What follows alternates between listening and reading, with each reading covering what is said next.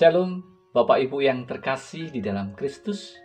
Berjumpa kembali dalam STMJ edisi 7 Maret 2023. Bacaan pada hari ini diambil dari Injil Matius bab 23 ayat 1 sampai 12 dengan judul Yesus mengecam ahli-ahli Taurat dan orang-orang Farisi.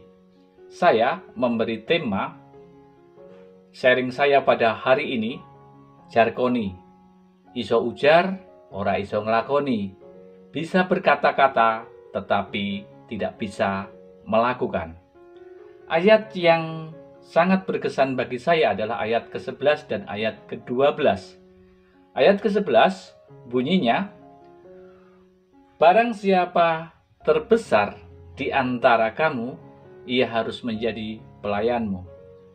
Ayat yang ke-12, barang siapa yang meninggikan diri, ia akan direndahkan. Dan barang siapa yang merendahkan diri, ia akan ditinggikan. Penginjil Matius pada perikop ini mau mengatakan dua hal penting.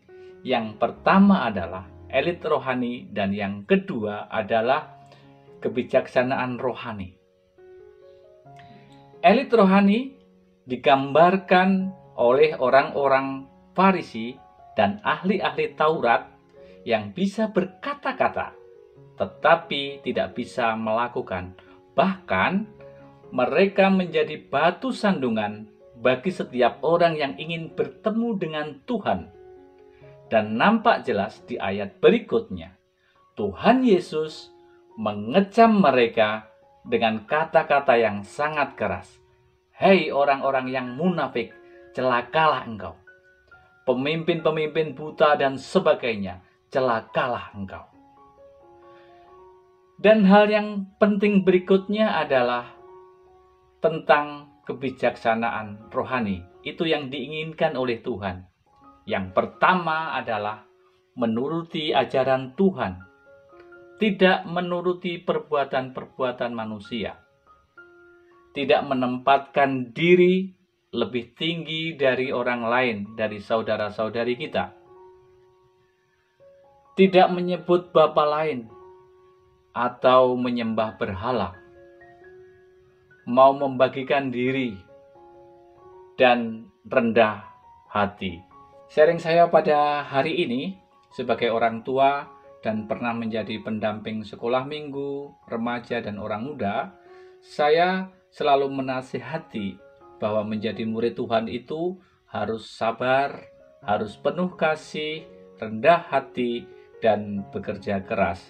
Dan sekarang ketika saya menjadi prodiakon, saya juga mewartakan sebagai seorang pelayan itu harus meneladan Tuhan Yesus sendiri, yaitu meskipun ada batu sandungan dan rintangan, karya kasih tetap berjalan. Itulah yang dilakukan Tuhan Yesus untuk menyelamatkan umatnya.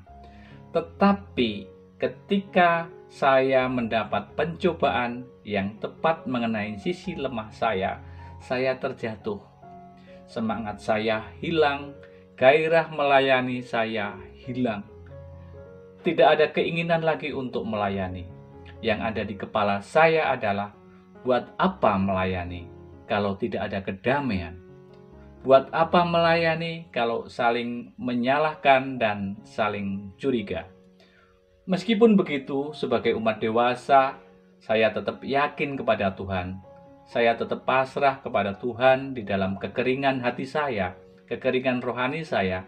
Saya tetap datang kepada Tuhan. Hingga pada suatu waktu di dalam pertemuan rutin TC Purwarta, saya merasa dihidupkan, yaitu oleh ayat ini, bahwa Tuhan Yesus melakukan karya kasih-Nya tidak terhalang oleh batu sandungan. Bapak Ibu yang terkasih di dalam Kristus, ternyata saya ini seperti orang Farisi, bisa ujar tetapi tidak bisa nglakoni, jarkoni. Tetapi melalui ayat ini saya diteguhkan iman saya diteguhkan untuk semakin rendah hati, untuk mau menjadi pelayan bagi orang lain. Dan yang lebih penting lagi, bersandar kepada kehendak Tuhan yang Maha Kasih. Bruensis yang terkasih, demikianlah sharing saya. Berkah dalam.